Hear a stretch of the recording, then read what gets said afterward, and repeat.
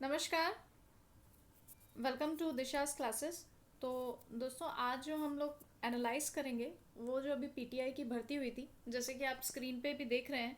PTI की जो अभी भर्ती हुई थी वापस से, यानी कि 2006 में ये वैकेंसी आई थी पीटीआई के लिए, और 2010 में इन लोगों की ज्वाइनिंग की थी।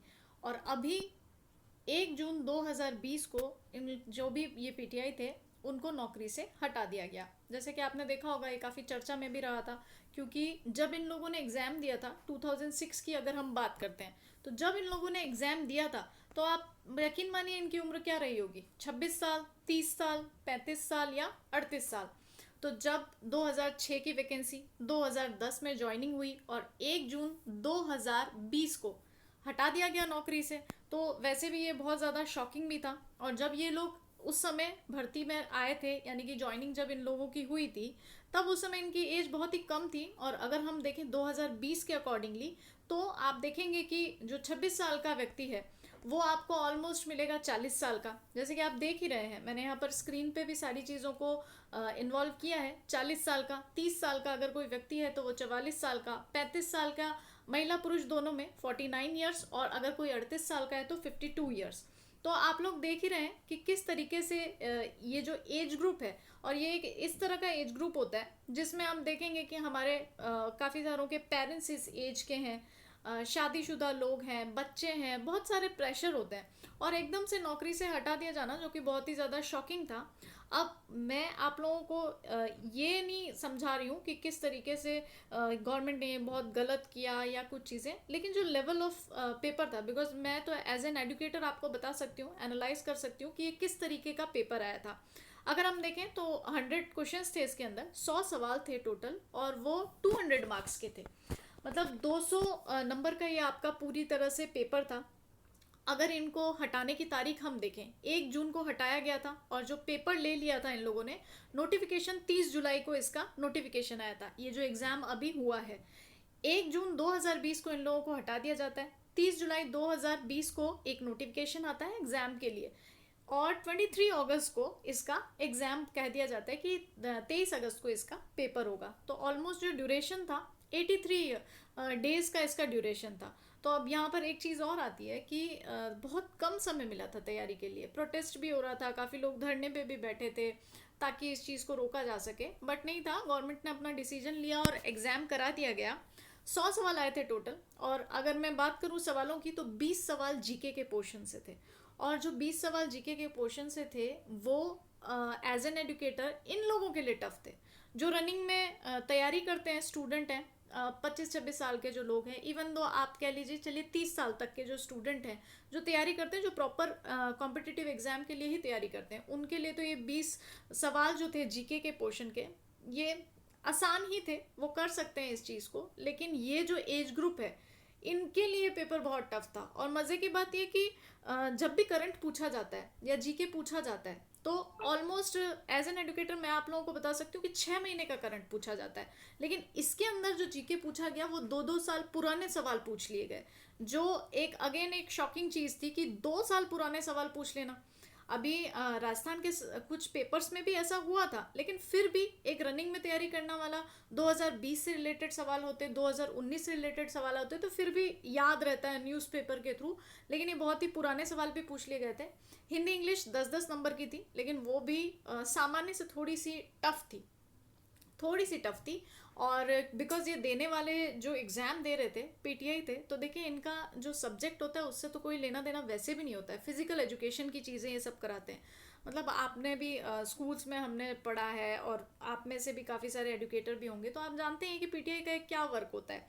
उन लोगों को फिजिकल एजुकेशन का ही वर्क करना होता है। इवन दो इसके अंदर 60 सवाल फिजिकल एजुकेशन से भी आए थे, जिनका लेवल जो था वो पीजीटी लेवल था, यानी कि एचटेट के लेवल के सवाल थे।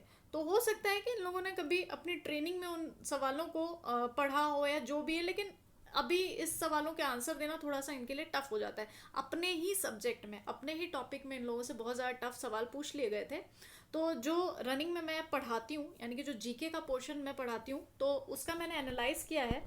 कुछ मेरे नोन भी थे जिन्होंने एग्ज़ाम्स दिए थे, तो मुझे जब पेपर देखा मैंने, तो मुझे थोड़ा सा ज़्यादा टफ लगा। उन लोगों के एज ग्रुप के हिसाब से ये बहुत ज़्यादा टफ पेपर था।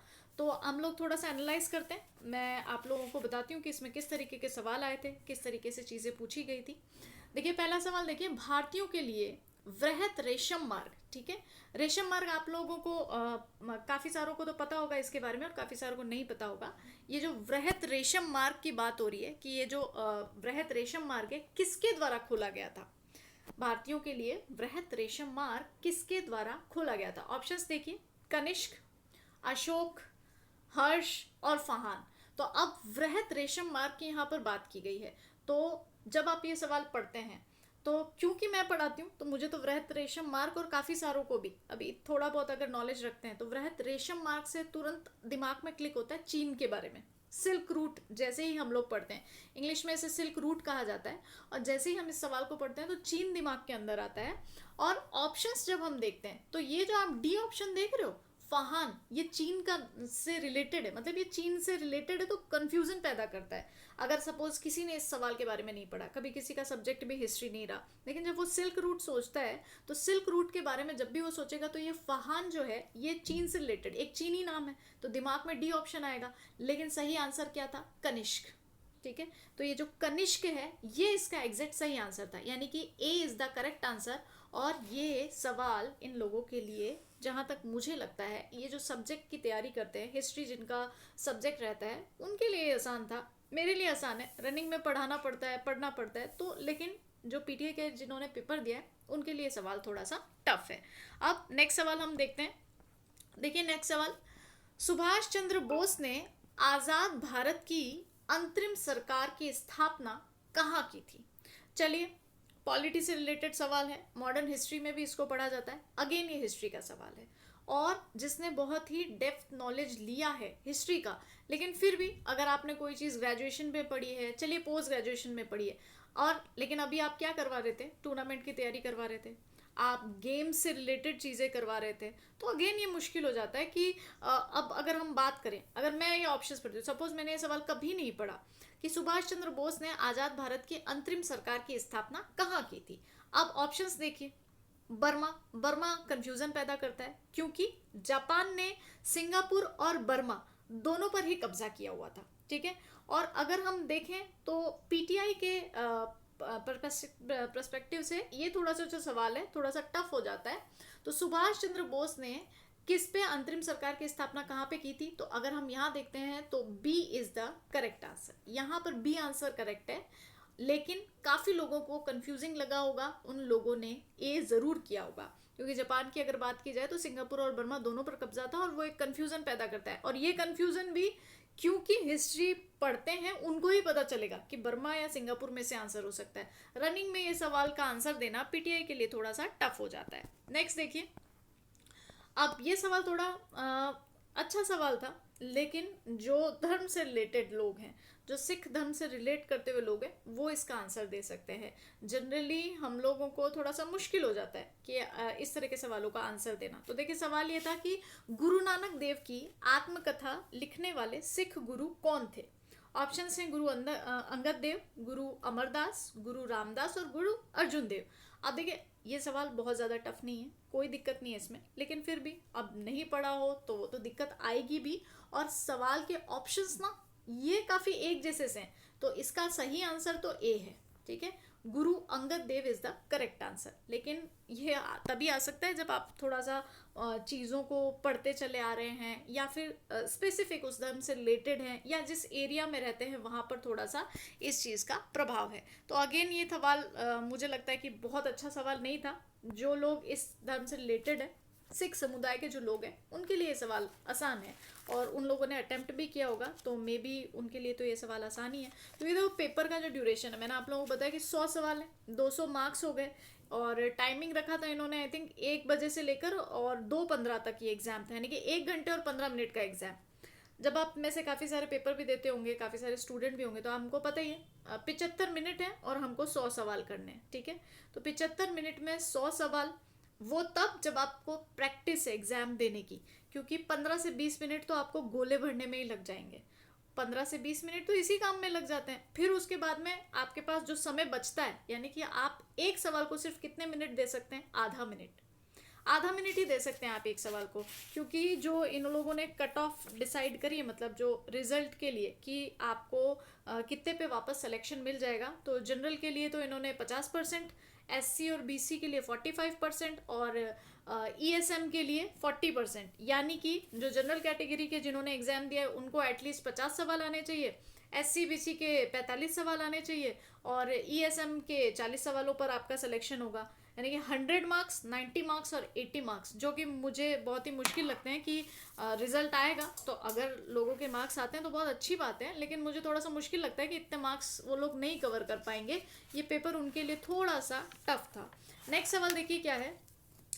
अब हरियाणा से रिलेटेड ही मान सकते हैं इसको, क्योंकि कृषि प्रधान राज्य है, कृषि से रिलेटेड है, तो ये सवाल काफ़ी सारों ने सही किया होगा। लेकिन क्या होता है, कई बार एग्जाम का इतना ज़्यादा प्रेशर होता है तो रवि खरीफ में आप गलती कर देते हैं। और यहाँ पर क्या पूछा गया, देखिए कटाई कब की जाती है, देख रहे हैं, बुआई नहीं पूछी है, कटाई पूछी है। तो जब भी एग्जाम्स की तैयारी कराई जाती है, कॉम्पिटिटिव एग्जाम्स के बारे में बताया जाता है, तो आपको पहले ही बता दिया जाता है कि आप इस चीज़ पे ज़रूर गोला कर देना कि भाई कटाई है, बुआई है, नहीं पूछा है या क्या है पूछा है।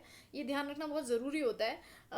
अगेन मैं बार बार आपको लग रहा होगा कि मैं रिपीट कर रही हूँ, लेकिन ये जो एज ग्रुप है जिन्होंने एग्जाम दिया उनके लिए मुश्किल हो जाता है इतने प्रेशर के अंदर सारी चीज़ों को मैनेज करना। फिर भी ये सवाल मुझे लगता है थोड़ा सा आसान सवाल था, ये किया जा सकता था। और जल्दबाजी करोगे तो ये सवाल गलत हो सकता था। अदरवाइज इसका जो आंसर है वो है अक्टूबर नवंबर, ठीक है, A is the correct answer. Next देखिए, नेक्स्ट जो हमारा सवाल है वो है, विश्व में हरित क्रांति का जनक किसे कहा जाता है। तो ये बिल्कुल आसान सवाल था और मुझे लगता है कि इसे सही कर ही लिया होगा काफ़ी सारे लोगों ने। तो इसका जो सही आंसर है वो आप में से सभी को पता होगा, B is the correct answer, Norman Borlaug, ठीक है, ये इसका सही आंसर है। नेक्स्ट देखते हैं हम लोग अगला सवाल। अगला सवाल भी वैसे ही आसान सवाल है, लेकिन ये कंफ्यूजन पैदा करता है, क्योंकि ऑप्शंस देखिए 25 जनवरी, 26 जनवरी, 24 जनवरी और 26 नवंबर। तो एक जैसे से जब ऑप्शंस होते हैं ना तो थोड़े से कंफ्यूजिंग हो जाते हैं।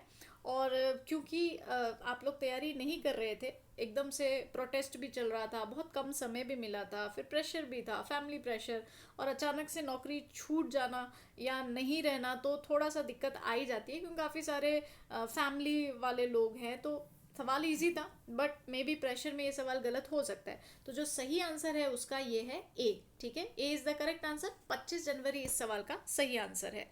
नेक्स्ट देखिए, अगले सवाल की ओर चलते हैं हम लोग। अगला सवाल है, भारत के पहले उप प्रधानमंत्री कौन थे।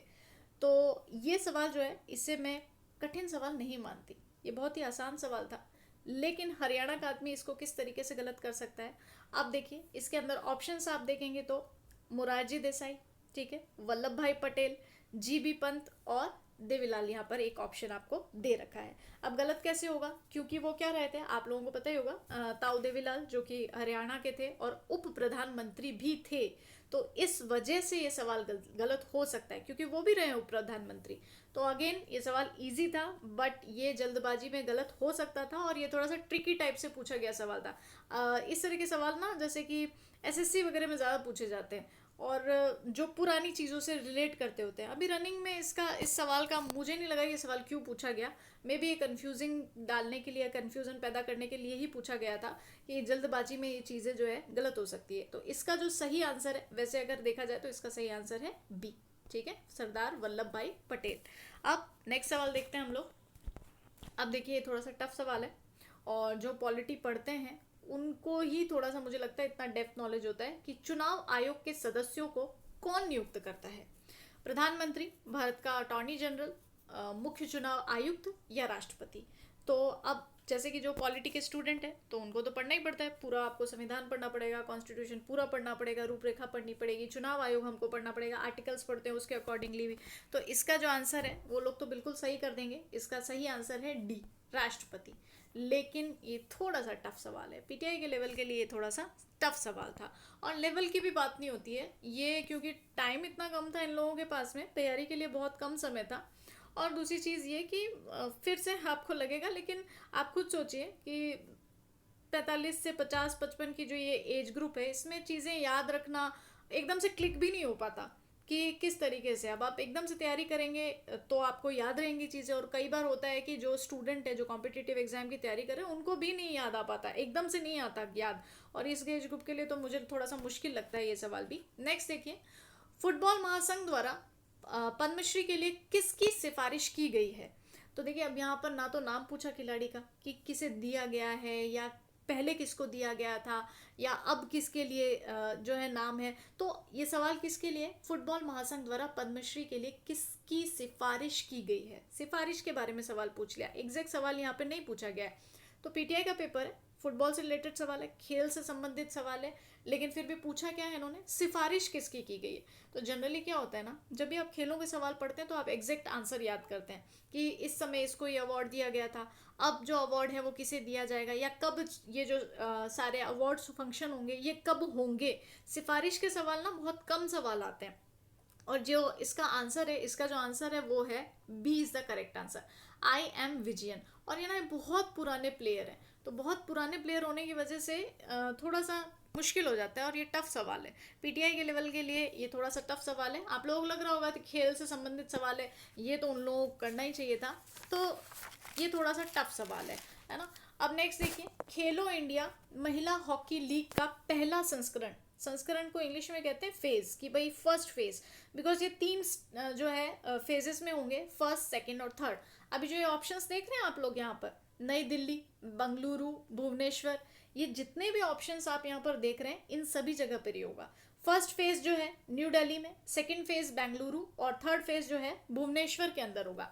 और क्योंकि कोविड-19 अभी आ गया था, तो कोविड की वजह से ये जो आपका गेम्स हैं ये अभी नहीं हो पाए हैं, ये अब आगे बढ़ा दिए गए हैं। तो अब देखिए ये कब होते हैं, लेकिन ये आयोजित किए जाएंगे, और इसका जो अगर हम देखें सही आंसर है ए आंसर। और फेजेस याद रखना थोड़ा सा मुश्किल हो जाता है, तो again it's a tough question. Next देखिए, विश्व उपभोक्ता अधिकार दिवस कब मनाया जाता है। ये आसान सवाल है, लेकिन फिर भी वैसे डेट्स याद अगर किसी को रहती हैं तो फिर वो कर सकता है। अब जो कॉम्पिटिटिव एग्जाम्स की तैयारी करते हैं उनको सब याद रखना पड़ता है, फिर भी एक आसान सवाल है, पीटीआई के लिए थोड़ा टफ हो सकता है। तो नेक्स्ट हमारा जो था, इसका जो सही आंसर है वो है सी, 15 मार्च। ठीक है, C is the correct answer. Next देखिए, अगला सवाल देखते हैं हम लोग। एशिया कप क्रिकेट 2021 की मेजबानी कौन सा देश करेगा। ठीक है, आपके गेम से रिलेटेड ये सवाल है, लेकिन पीटीआई के लिए थोड़ा सा टफ सवाल है ना। अब कोविड-19 की वजह से इसको कैंसिल कर दिया गया है कि अब अगली मेज़बानी कौन होगा। तो अभी देखिए, अभी जो इसका आंसर है वो है श्रीलंका। 2021 में श्रीलंका और 2022 में पाकिस्तान। तो इसका अभी आंसर है डी। तो 21 में श्रीलंका, और अगर बाई चांस किसी और के एग्जाम में अगर ये पूछ लिया जाता है कि 2022 में कौन करेगा, तो पाकिस्तान करेगा। तो पीटीआई के लिए थोड़ा सा टफ सवाल है, तैयारी करने वालों के लिए तो ये टफ सवाल नहीं है, और इन लोगों को बहुत कम टाइम मिला था तो ये थोड़ा सा मुश्किल था। अगला देखिए, हरियाणा के लौह पुरुष के नाम से कौन जाने जाते हैं। तो ये सवाल जो है हरियाणा के लोगों ने तो बिल्कुल कर ही लिया होगा, लेकिन फिर भी थोड़ा सा एक एवरेज सा सवाल है, ये मुश्किल है, करने वालों ने किया भी होगा। और बाकी एकदम से लौह पुरुष के नाम से वैसे देखा जाए तो सिर्फ सरदार वल्लभ भाई पटेल याद आते हैं, अब वो तो हरियाणा के थे नहीं। इसका जो सही आंसर है वो बंसीलाल है, लेकिन क्योंकि चौधरी देवीलाल जी जो हैं उनके बारे में काफ़ी लोग जानते हैं, और कहीं थोड़ा सा हो जाता है कि बंसीलाल है या देवीलाल, कंफ्यूजन पैदा हो जाता है। इस सवाल का सही आंसर वैसे है बी। तो ये एक एवरेज सा सवाल है, लेकिन फिर भी काफ़ी लोगों ने इसको सही नहीं किया होगा जहाँ तक मुझे लगता है। नेक्स्ट देखिए, किस सरोवर में श्रद्धालु सूर्य ग्रहण के समय स्नान करते हैं। ठीक है, अब जनरली जब भी हरियाणा का, जब मैं मतलब मैंने जितना देखा है, पुराने पेपर्स देखे हैं या दूसरी जो भर्तियों के पेपर होते हैं, कुरुक्षेत्र से रिलेटेड सवाल पूछे जाते हैं, है ना। कुरुक्षेत्र से रिलेटेड सवाल पूछे जाते हैं, शहर को लेकर सवाल आ जाते हैं, लेकिन पहली बार ना सरोवर से रिलेटेड सवाल देखा है। पुराने पेपर मैंने देखे हैं और दूसरी भर्तियों के भी पेपर हैं, लेकिन ये जो सवाल है सरोवर से एग्जैक्ट लोकेशन पूछ ली, एग्जैक्ट सरोवर से रिलेटेड सवाल पूछ लिया। तो इसका जो सही आंसर है वैसे वो सही आंसर बी है, और मुश्किल है ये सवाल थोड़ा सा पीटीआई लेवल के लिए। तो था जिन लोगों को एग्जाम देना था, पीटीआई का लेवल तो नहीं, लेकिन जो लोग एग्जाम दे रहे थे उन लोगों के लिए थोड़ा सा मुश्किल सवाल था। नेक्स्ट देखिए, नेक्स्ट अगला जो सवाल है हमारा, हरियाणा हरिकेन, हरियाणा हरिकेन किस खिलाड़ी को कहा जाता है। ठीक है। तो अब हरियाणा हरिकेन किसे कहा जाता है, तो जो लोग थोड़ा सा डेप्थ नॉलेज रखते हैं उन लोगों ने मे भी हो सकता है इसको सही किया हो। सी इज द करेक्ट आंसर। लेकिन फिर भी मैं आप लोगों को कह दूं कि ये बहुत ज़्यादा आसान सवाल नहीं था, ये टफ सवाल की गिनती के अंतर्गत ही लाया जाएगा। नेक्स्ट देखिए, अगला सवाल हम लोग देखते हैं। बहादुरगढ़ नगर किस राष्ट्रीय राजमार्ग पर स्थित है, ठीक है। तो नेशनल हाईवे पूछा गया है इसके अंदर। इसका जो सही आंसर है पहले हम वो देख लेते हैं। C is the correct answer, NH10। आप में से काफ़ी सारों ने मूवी भी देखी होगी, जो मूवी बनाई गई थी NH10 के नाम से ही ये मूवी बनी थी और इसके आसपास के एरिया को ही उसमें दर्शाया गया है।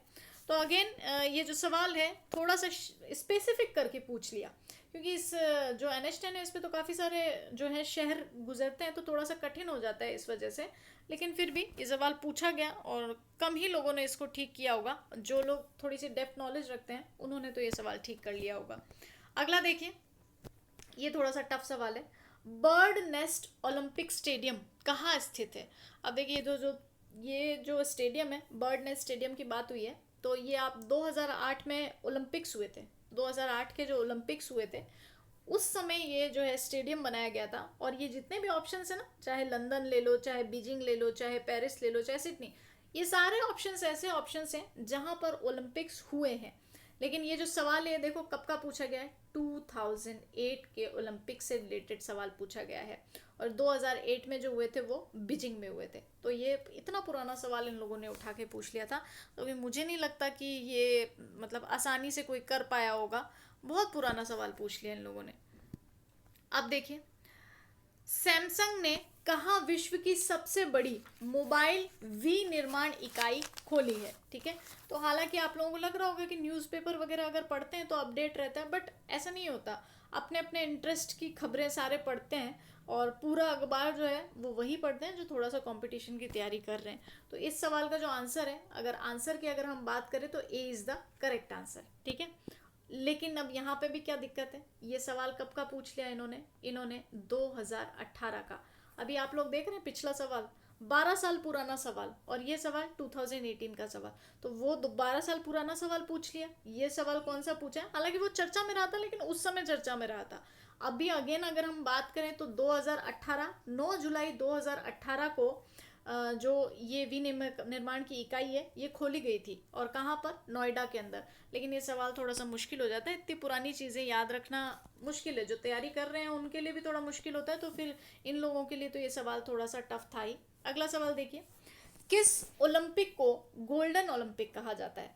अब देखिए, मैं इतने सालों से पढ़ा रही हूँ लेकिन फिर भी मुझे इस सवाल का आंसर नहीं मिला। मैंने सारा देख लिया, चेक किया है, बल्कि मैं ढूंढ ही रही हूँ कि इसका आंसर क्या हो सकता है। अब देखिए, जो रिजल्ट आता है उसमें आंसर की आती है, उसमें क्या आंसर बताते हैं। इस सवाल का आंसर तो मुझे भी नहीं मिला। मैंने काफ़ी मेरे साथ के जो कलीग्स हैं उनको भी बोला कि भाई इसका आंसर मिले तो बताना।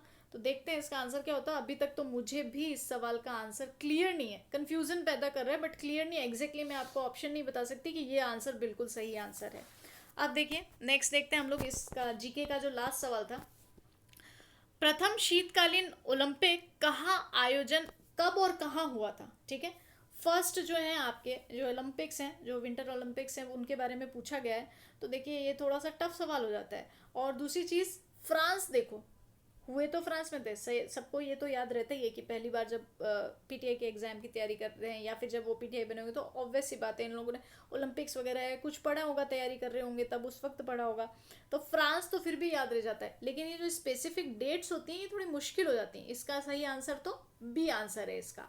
तो ये जीके के पोर्शन के, बिकॉज मैं भी एजुकेटर हूँ तो जीके का पोर्शन मैं पढ़ाती हूँ, तो इस वजह से मैंने ये एनालाइज किया और देखा कि ये जो पेपर था आप लोगों का जो पीटीआई एग्ज़ाम के लिया, एक तो देखिए एज ग्रुप का बहुत ज़्यादा फ़र्क पड़ता है कि तैयारी करने वाले कौन है। तैयारी का समय सिर्फ 80 दिन ही मान के चलिए, उसमें लोग धरने पे भी बैठे थे, प्रदर्शन भी चल रहा था, बहुत सारी चीज़ें थी, प्रेशर भी था, मेंटल प्रेशर भी काफ़ी था। और ये जो पेपर बनाया गया था, ये जो पैटर्न था थोड़ा सा, ये पेपर मैं ये नहीं कहती कि ये पेपर टफ पेपर था बहुत ज़्यादा, लेकिन इन लोगों के लिए सीरियसली बहुत ज़्यादा टफ पेपर था। जो होता है ना कि 21 साल से लेकर और लगभग 27-28 साल तक की जो तैयारी करते हैं, जो डेली पढ़ रहे हैं, न्यूज़पेपर पढ़ते हैं, मैगजीन्स पढ़ते हैं, डेली क्लासेस अटेंड करते हैं, वो भी इसमें गलती कर सकते थे। जैसे मैंने आपको बताया 19वें सवाल का आंसर मुझे भी क्लियर नहीं हो पाया। तो ये पेपर जो था एक टफ पेपर था इन लोगों के लिए। अब देखिए क्या रहता है, मुझे तो मुश्किल लगता है कि अ, अच्छी बात है, मैं तो चाहती हूँ कि अच्छे मार्क्स आए लोगों के, सिलेक्शन हो, जो भी प्रक्रिया है वो पूरी तरह से हो, बट ये बहुत टफ पेपर था इन लोगों के लिए। और मुझे नहीं लगता कि ये जो इन्होंने क्राइटेरिया दिया है जनरल के लिए 50% का क्राइटेरिया, एससी और बीसी के लिए 45% का क्राइटेरिया, कि भाई इतना आप लाओगे तभी आपका होगा, और ईएसएम के लिए 40% का, तो बहुत मुश्किल है कि 50 सवाल किसी के सही हों, 45 सवाल किसी के सही हों और 40 सवाल किसी के सही हों। मेरे एक्सपीरियंस से मुझे लगता है कि ये पेपर टफ था, इन लोगों के लिए पेपर टफ था। जो देने वाले थे, जिनकी जो एज थी, उन लोगों के लिए थोड़ा सा पेपर टफ था। अदरवाइज जो तैयारी करते हैं उनके लिए तो एस्टेट लेवल का पेपर था ये, तो इसके लिए थोड़ा टाइम ज़्यादा चाहिए। एटलीस्ट मैं आपको बताती हूँ कि 3 से 6 महीने का अगर समय हो तैयारी का, तब इस तरह के पेपर आप अच्छे से कर पाते हैं। तो ये मेरी तरफ से एनालाइज था, और ऐसे ही बहुत सारे एग्ज़ाम्स के एनालाइज और आगे हम करेंगे। तो आप लोगों को दिशाज क्लासेस में बहुत बहुत स्वागत है, और आप अपना ओपिनियन दे सकते हैं, आप मैसेज और कमेंट बॉक्स के अंदर इस चीज़ को दे सकते हैं, और सब्सक्राइब कर सकते हैं आप चैनल को। आगे जितने भी एग्ज़ाम्स होंगे, इवन राजस्थान से रिलेटेड, हरियाणा से रिलेटेड, उनके एनालाइज भी हम करेंगे और कोर्सेज भी हम पढ़ेंगे। Thank you.